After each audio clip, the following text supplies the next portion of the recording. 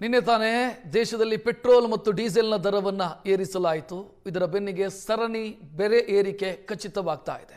ಮೊದಲ ಹಂತದಲ್ಲಿ ರಾಜ್ಯದಲ್ಲಿ ಖಾಸಗಿ ಬಸ್ಸುಗಳ ದರ ಏರಿಕೆಯಾಗ್ತಾ ಇದೆ. ತಕ್ಷಣದಿಂದಲೇ ಜಾರಿಯಾಗುವಂತೆ ಖಾಸಗಿ ಬಸ್ಸುಗಳು ಟಿಕೆಟ್ ದರವನ್ನು ಏರಿಕೆ ಮಾಡಿದ್ದಾವೆ. 10ರಿಂದ 30%ನವರೆಗೆ ಏರಿಕೆಯಾಗಿದೆ. ವೀಕೆಂಡ್ನಲ್ಲಿ ಊರಿಗೆ ಹೊರಟವರಿಗೆ ಬಸ್ ದರ ಏರಿಕೆಯ ಬಿಸಿ ತಟ್ಟಿದೆ. ದೂರದ ಊರುಗಳಿಗೆ ಹೋಗೋರಿಗೆ 30% ಬರೆ ಬಿದ್ದಿದೆ. ಹತ್ತಿರದಲ್ಲಿ 10ರಿಂದ 30% ಅಂತ ಸಾರಿಗೆ ಒಕ್ಕೂಟದ ಅಧ್ಯಕ್ಷರು ಹೇಳ್ತಾ ಇದ್ದಾರೆ. ಹುಬ್ಬಳ್ಳಿ, ಮೈಸೂರು, ಹಾಸನ, ಶಿವಮೊಗ್ಗ ಇಲ್ಲಿಗೆ 10%, ಬೆಳಗಾವಿ, ಮುಂಬೈ, ಪುಣೆ ಇಲ್ಲಿಗೆ 30%.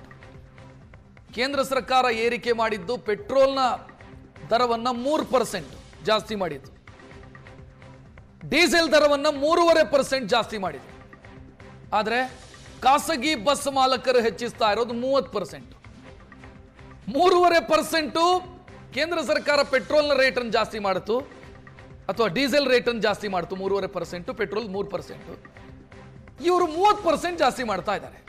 ಕೇಳಿದರೆ ಹೇಳ್ತಾರೆ ಟೋಲ್ ರೇಟ್ ಜಾಸ್ತಿ ಆಗಿದೆ, ಸ್ಪೇರ್ ಪಾರ್ಟ್ಸ್ನ ರೇಟ್ ಜಾಸ್ತಿ ಆಗಿದೆ, ನಮಗೆ ಆಪರೇಷನ್ ಕಾಸ್ಟ್ ಜಾಸ್ತಿ ಆಗಿದೆ, ಹೆಚ್ಚಿಸದೆ ವಿಧಿ ಇಲ್ಲ, ಅದಕ್ಕಾಗಿ ತಕ್ಷಣಕ್ಕೆ ಜಾಸ್ತಿ ಮಾಡ್ತಾ ಇದ್ದೀವಿ ಅಂತ ಹೇಳ್ತಾ ಇದ್ದಾರೆ.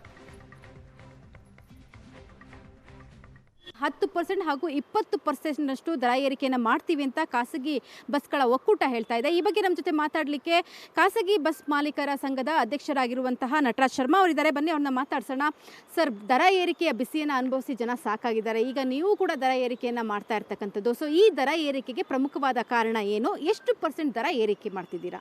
ಸೊ ಇದ್ದಕ್ಕಿದ್ದಂಗೆ ₹3 ಅಂದಾಗ ಸಡನ್ನು ₹3 ಪ್ಲಸ್ ಹಿಂದೆ ಇದ್ದಂಥ ₹3 ₹6 ಪರ್ ಲೀಟ್ರಿಗೆ ಆಗುತ್ತೆ. ಮತ್ತು ಎಲ್ರಿಗೂ ಏನನ್ಸುತ್ತೆ, ಸಾಮಾನ್ಯವಾಗಿ ನಾನು ಕೂಡ ಒಬ್ಬ ಸಾಮಾನ್ಯ ಪ್ರಜೆಯಾಗಿ ₹3 ಅಲ್ವಾ ಬಿಡಿ ಅಂತ ಅನಿಸುತ್ತೆ. ಬಟ್ ಒಬ್ಬ ಬಸ್ ಮಾಲೀಕ ಅವನೊಂದು ಯೂಸ್ ಮಾಡುವಂಥ ಎಷ್ಟು ಲೀಟರ್ಸ್ ಅವ್ನು ಪರ್ ಡೇ ಬೇಕಾಗುತ್ತೆ ಅನ್ನೋದು ಕ್ಯಾಲ್ಕುಲೇಷನ್ ಮಾಡ್ಕೊಂಡಾಗ ಒಬ್ಬ ಬಸ್ ಮಾಲೀಕಿಗೆ ಒಂದು ವಾಹನಕ್ಕೆ ಮಿನಿಮಮ್ 150 ಲೀಟ್ರು ಅಂದರೆ 10 ವಾಹನಗಳಿಗೆ 1,500 ಲೀಟ್ರು. 1,500 ಇಂಟು ₹3 ಅಂದರೆ ₹4,500 ಪರ್ ಡೇ ಅವ್ನಿಗೆ ಹೊಡೆತ ಬೀಳುತ್ತೆ. ಇದನ್ನು ನೀವು ಮಂತ್ಲಿ ಕನ್ವರ್ಟ್ ಮಾಡ್ಕೊಂಡಾಗ ಲಕ್ಷಗಳಲ್ಲಿ ಹೋಗುತ್ತೆ. ಇದು ನಾವೇನಾಗುತ್ತೆ ಮೇಡಮ್, ನಮ್ಮನ್ನೇ ನಂಬ್ಕೊಂಡಿರ್ತಕ್ಕಂಥ ಚಾಲಕ ಮತ್ತು ಕಂಡಕ್ಟರ್ ಕುಟುಂಬಗಳನ್ನು ನಾವು ಸಾಕೋದಕ್ಕೆ ಭಾಳ ಕಷ್ಟ ಸಾಧ್ಯ ಆಗುತ್ತೆ. ಇವಾಗ ಯಾವ್ಯಾವ ಬಸ್ಗಳಿಗೆ ಎಷ್ಟೆಷ್ಟು ಸ್ಲ್ಯಾಬ್ ಜಾಸ್ತಿ ಆಗ್ತಾ ಇದೆ ಮೇಡಮ್? ಈ ಕಾಂಟ್ರಾಕ್ಟ್ ಕ್ಯಾರೇಜು ಮತ್ತು AITP ನೈಟ್ ಟ್ರಾವೆಲ್ಸ್ ಈ ವಾಹನಗಳಿಗೆ ಮಾತ್ರ ಇವಾಗ ಸದ್ಯಕ್ಕಾಗುತ್ತೆ.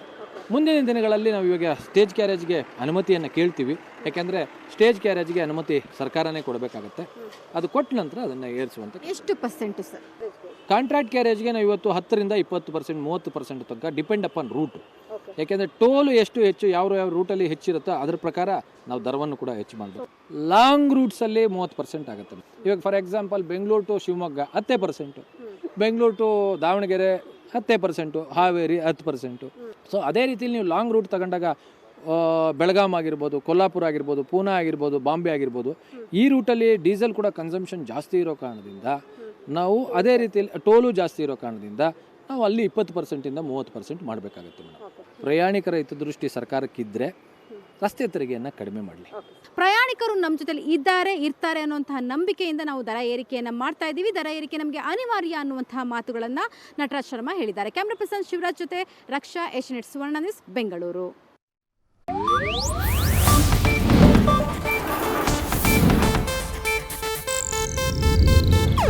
ಇದು ಏಷ್ಯಾನೆಟ್ ನ್ಯೂಸ್ ನೆಟ್ವರ್ಕ್ ಪ್ರಸ್ತುತಿ.